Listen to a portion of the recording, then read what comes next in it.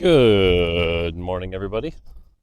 This is Walk the Dog with Riot Mort, and it is Wednesday, about 7:15. A little bit of a late start for me. I had a late night last night, and so tried to sleep in a little, although failed and just kind of laid in bed. But I'm here at the Riot campus, walking around, and no one's doing yard work today, so I can hear myself. So I'm just going to walk in the center of the main campus. There's this circle that is there for walking, and so we're just going to walk that today and talk about things. And yeah, it's been a productive trip so far. Interestingly enough, we had some guests from our Fight for the Golden Spatula team here this week. Pure coincidence. I didn't realize they were coming when I planned my trip. But went out to dinner with them last night, caught up, talked about various things, got invited to some of their meetings. So yeah, the positive is I get a lot of face-to-face interactions. I get to have a lot of good, meaningful conversations with folks on my team. The bad news is I don't get any work done. I'm very behind on work. The one thing is we did get the patch done. Branch cut was early yesterday, so that's locked. Got to check on some things that hopefully didn't get broken, but overall, yeah. It's been interesting to see, by the way, the perception of the current live patch seems to have deteriorated pretty heavily. It's pretty amazing how such a small patch can make such a big impact, but at least from what I've been reading, people don't seem that happy with 14.6, or at least I should say the highest level players don't seem happy. Generally, the general populace is pretty happy. But yeah, so we'll see if a couple small adjustments. Next patch, there will be some undos. There'll be some things that, get changed. But yeah, so, all right. Today I have 3 questions, and they're all kind of long ones, so I don't even know if I'm going to get through all 3. And the first one here was, can you give me insights to the process involved in creating, developing R&D projects? So I'm not going to be the best person to give you an answer for this. Generally, a lot of my time at Riot, I think of the, 8.5, almost 9 years I've been here, I think all but 9 to 12 months of it are on stuff about, live service games, things like that. So I don't really do a lot of that here. At Nintendo I did some, but yeah, so again, there's probably people out there that will give you a better answer, but let me talk about some of the things I don't like or like about it. Generally, when people think about, an R&D game as something you would be getting to develop, it's like you have the potential, essentially a blank canvas, to make any cool game, right? Like the next big cool game that could revolutionize the industry or make a brand new mechanic or something like that. But that's not really what happens in this industry. Generally, a lot of times what'll happen is someone at the business or product level will come to you with a goal, right? So at Nintendo, for example, it was, hey, actually Aura Climber is a really good example, where the thing that we came to was, hey, we have this DSiWare shop coming out, and your goal is to make a game in less than 6 months that we could put on this DSiWare shop that, will fill the DSiWare shop with more products. I was like, okay. And so originally we actually started with a spin-off of Mario versus Donkey Kong where you would fight bosses. And that didn't really work out. And while developing that, we found this tether mechanic that one of our engineers, John, had made.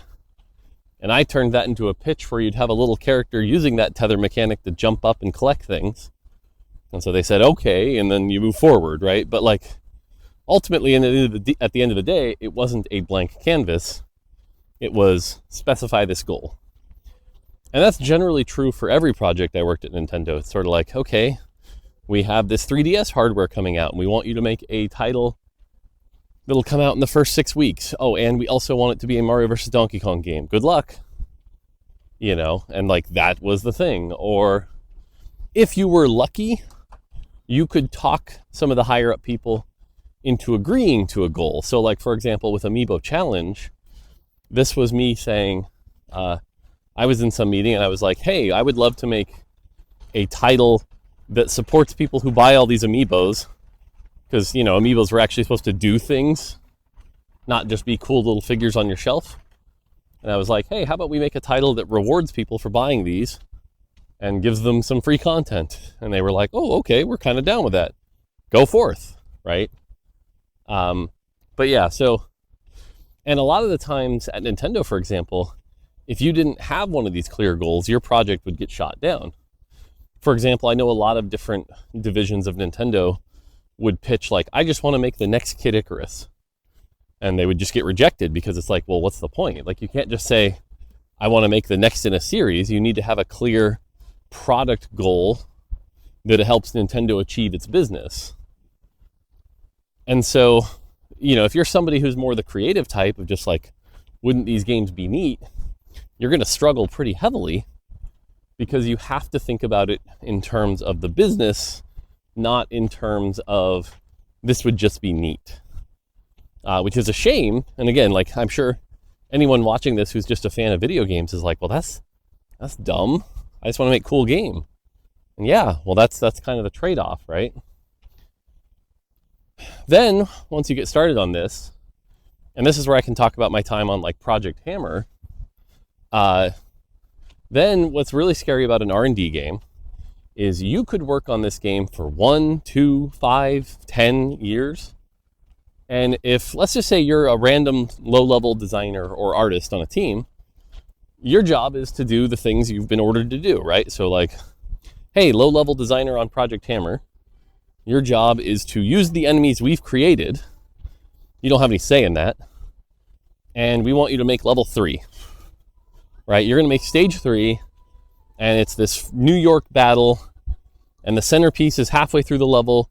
The artists are making this skyscraper that's going to get attacked. Yes, that's a real thing. And you're like, okay, so you make the best level you can. But the reality is, if the core mechanics aren't fun, you can only make as good of a level as you can with those core mechanics and those enemies you've been provided.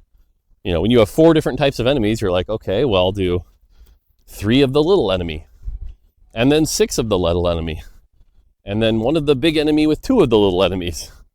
And then I'll mix it up and have 4 of the swarm enemies. Okay. Like, there's only so many combinations of things you can do, but you do your best work. And despite all that, you know, you can't, as a small cog in that machine, you can't really make that big an impact. And then if the game ends up not being fun, well, guess what? It never ships. And all of a sudden you're, 1, 2, 5, 10 years working on something is null and void. It's null and void, and you have nothing to show for it. And so I've been lucky that thankfully there's only 2 times in my career where something I worked on didn't go out the door. One at Nintendo, one at Riot.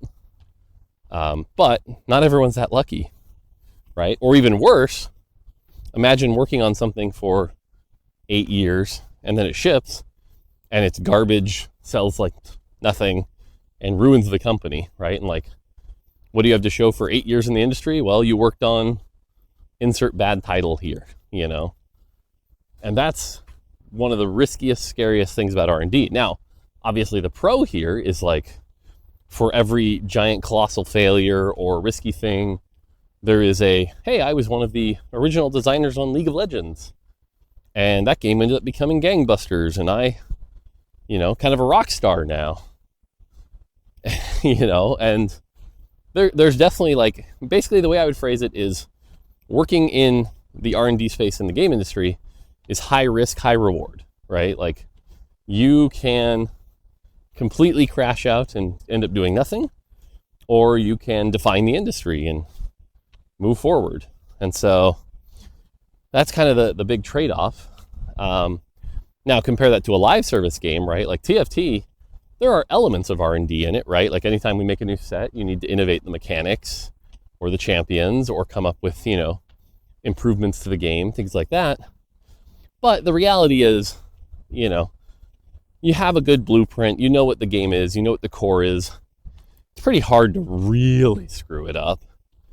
right? And the same is true of League, right? Like, if you look at a game like League of Legends, at the end of the day, whether, dragons or bushes or whatever you change, the core game is still the core game, which is really good and was successful for a reason.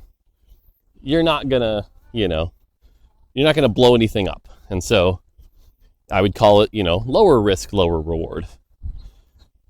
And that's actually one of the things a lot of creatives struggle with. It's like, who wants to work on World of Warcraft that's been around for 20 years when you can only innovate so much, right? A lot of people who are in this space want to be creative and want to innovate on the games they work on.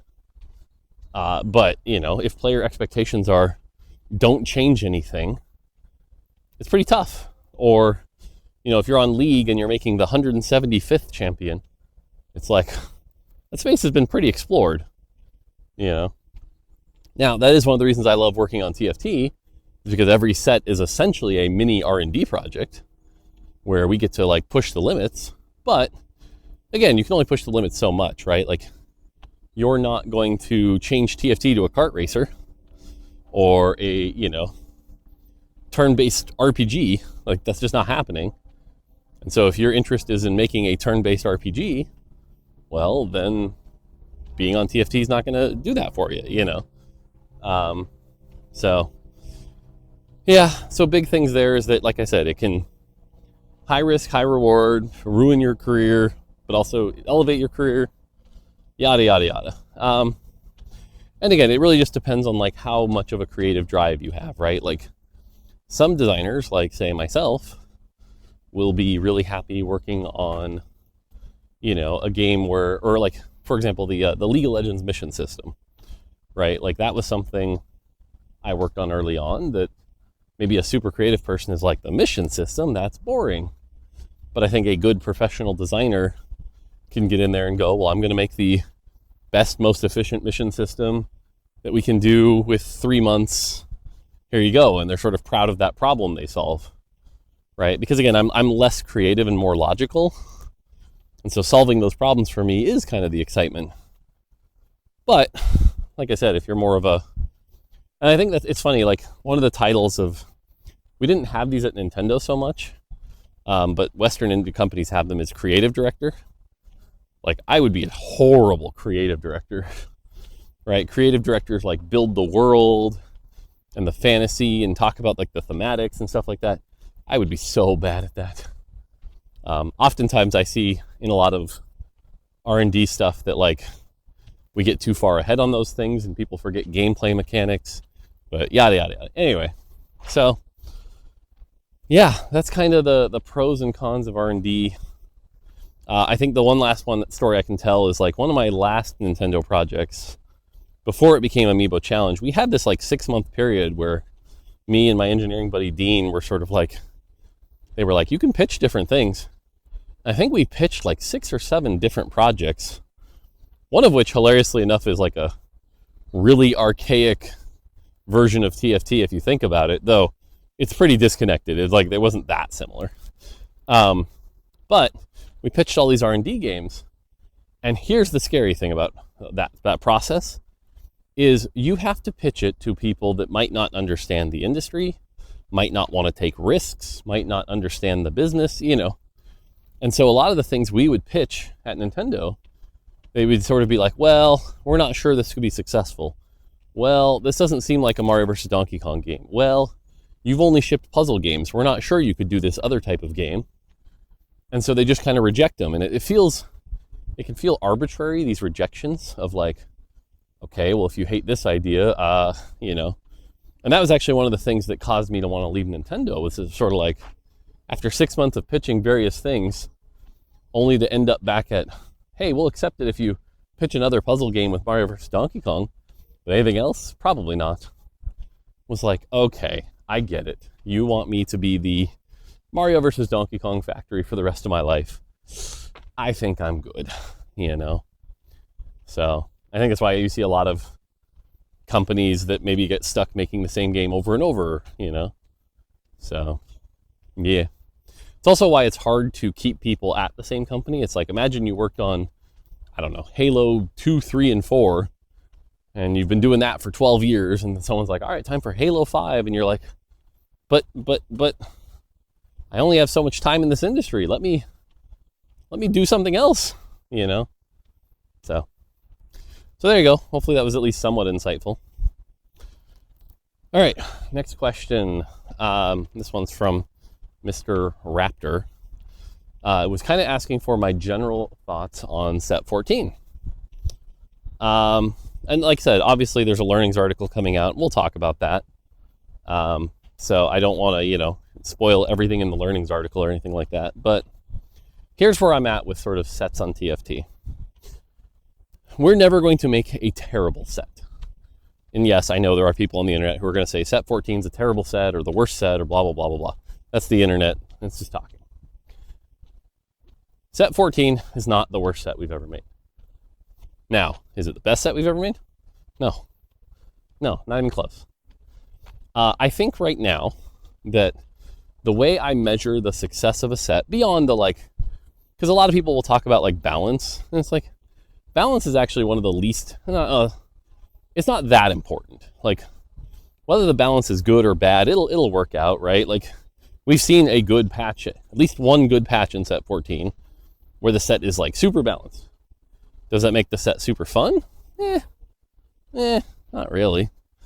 The challenge with TFT, in my opinion, is that TFT continues to be a game where it's at its most fun when you are experiencing something new that you've never seen before in an interesting way, and you're like, that was cool, right? Whether it be combination of mechanics, things like charms or anomalies, mixed in with a cool champion kit, mixed in with, various other parts of the game. That's when I think TFT is at its best. So to me, a lot of the ways I measure if a set was successful was how innovative it was and how memorable it was. And I think there are parts of 14 that are pretty memorable. I think Zac, for example, is probably the best example of a 5 cost that you can cap out endgame boards with, and he does it in a fun way. Buying the blobs is kind of cute and charming. I think Zac is great. I think Garen was a really interesting 5 cost, and we'll remember modding champions with traits, which is really cool. I think there are a couple of the hacks that will be memorable, the gold split was kind of fun when that happens. Or the silly large carousel that we added, where the carousel has 16 things on it. It's that's kind of cute, that's kind of charming. But beyond a couple really standout examples, I think overall the set played it safe, right? The origins are all functional, right? Street Demon is functional. I think Exotech is functional. I think Anima Squad played it a little safe. If anything, I think Anima Squad kind of had the fun balanced out of it a little bit, but but overall we played it safe with this set. And I think playing it safe leads to a set that's just kind of fine. TFT is still a fun game at its core, kind of like I was just saying about the R&D thing. It's it's still fun. I've still had some great games on stream, some really great moments. I think there's still good augments in the set, although not a lot of new good augments, but still good augments and lead to really fun situations. I think Golden Ox actually got salvaged pretty hard. Golden Ox was actually the trait I was the most worried about pre-launch. But then we threw out some big buffs and we improved things, and it actually ended up not so bad. So I think Golden Ox actually ended up pretty fun.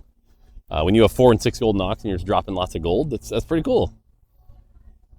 I think Cypher is a shadow of Heartsteel. It's acceptable. There's always going to be the people at challenger level who don't like high risk traits, but then we have so many players who love them. But I don't think Cypher will go down as one of our best by any means. So, like I said, to me the set is it's just okay. But that's the thing, in this industry, shipping something that's just okay isn't good enough. You know, why are people going to keep playing your just okay product when there's really good products out there, right? Like, if you have a choice between playing set 14, which is some same old, or something like Expedition 33, which is this like new beautiful turn-based RPG, like, yeah, that's you know, you're not going to stand up. And so to me, I think my reflection on 14 is just that, you know, we gotta push ourselves harder. We gotta really innovate more, really push the limits. And kind of like we talked about high risk, high reward, like when we push these limits, there might be a set that's a stinker because we tried something really weird and it just didn't work. But I think that's going to be worth it because the payoffs when it does work are going to be really, really good, right? And so, like, you know, what do you remember about 13? It was like, oh, the anomaly was pretty sweet and made some cool stuff. And there were all these new unique characters that had never been in League of Legends before. That's memorable. What's memorable about 14? Well, Jack's neat, you know. And I think that's the gauge. I think people are going to talk about the quality or the competitive ladder or whatever. I don't think that matters. I think what matters is, what do you remember from 14? And if the thing you remember is Hollowbow Zeri, you know, so that's kind of how I look at it. But, you know, someday I can tell more stories about like how that came to be, why that was, because that's the other thing. A lot of the times you can't look at an individual set in context of itself. You have to look at a set relative to all the other work going around it, right? The most famous example of this was like set 5 and set 6. You know, set 5, we had to make some cuts and sacrifices and even moved I'm sure I've told this story before, but augments were pitched for set 5, but we had such confidence in augments and we knew set 6 was the arcane set. So we moved augments to set 6 so that the arcane set would have the coolest feature. Like, that's a holistic decision you have to make because it makes sense from a strategy perspective. And I know someone on Reddit right now is going, see, they have to sack a set. That's not quite what I'm saying, but there is some truth to that of like, you know, or if you've got 3 teams making sets and, you know, one of your teams has your best designer, it's like, well, which set do we have to put our best designer on? You know, like, these are tough decisions. But overall, to me, like, you know, I'll probably do this at some point on stream, but like, if I put set 14 on my tier list, I probably put it at like low B. It's still B tier. It's not bad. But I do think it doesn't really wow anyone ever. There's not a lot of things that wow it. And so it's probably around set 11 and 12 for me. It feels like another one of those kind of sets. But again, like I said, I don't think we'll ever ship a bad set anymore. Like, 14 is not C tier. It's just not. So, and if anything, if any of the feeling that you get that it feels like C tier, it's more just like because you've played a lot like it before. You're getting tired, you know. We've seen plenty of people who have like recently come back to TFT or are starting to go deep into TFT and actually like really enjoying the set because they didn't play 11 and 12 and stuff like that. So, yeah. So, anyway, that's that. Let's see if I can get through this last question. Oh yeah, this one's a good one. So I'm in LA right now. I'm at Riot Campus. And this person's asking, are there things you miss about going to the Riot Campus each day? What are the pros and cons? So I'm only going to answer this question for me, as somebody who's been on the team for a while and pretty established, versus like a brand new employee. Because like there are different pros and cons for that audience. For me, I definitely miss the like deep conversations I'm having here. Like the ability to just walk up to Blue Velvet or Kent and just be like, yo, you want to talk for a second? Like there was a designer who's been on a slightly different project on TFT. I just walked up to him like, hey, you got 5 minutes? And we jammed and started talking about some stuff, and that was really healthy. That doesn't really happen when you're remote, you know? Or really interesting is like when you walking through the campus and you run into somebody that you like just don't or ever work with, right? Like this could be me running into Medler, or this could be me running into like our CEO, and you get like that 1 minute like, hey, how's it going? You know, that matters. Like that matters, that forms connections. And I do miss that. I think that's the big thing I've kind of lost. I like, you know, 4 designers in a room with a whiteboard talking about a problem, or, you know, working with somebody on the next patch notes and teaching them about balance and passing on wisdom. It just works better in person. So I think all of that has been something that I've kind of given up, which is not great. But here's the trade-offs. I ain't gotten shit done this week. I have been talking and walking and meeting and whatever. And it's like, I also still have to do like some mid-year reviews for my direct reports. I haven't gotten those done. I'm supposed to be looking at set 15 more. I haven't been able to do that because I'm on my laptop and I can't. Like, I spend most of my time in meetings and talking when I'm here. Whereas when I'm home, the like 7 to 10 block before people get here, I can work. I can get stuff done. Or, you know, hey, the day's over at 5, all my meetings are over, and I can just turn on some music and work. So like in terms of like actual output, I'm way less productive here. It's not even close to how unproductive I am. But yeah, that's kind of the big stuff. Yeah. See, like here's an example. I just ran into somebody who I haven't seen in forever. We get to say hi, and it's like, you still exist, hooray! So yeah. Oh yeah. Okay. Yep. So, but yeah,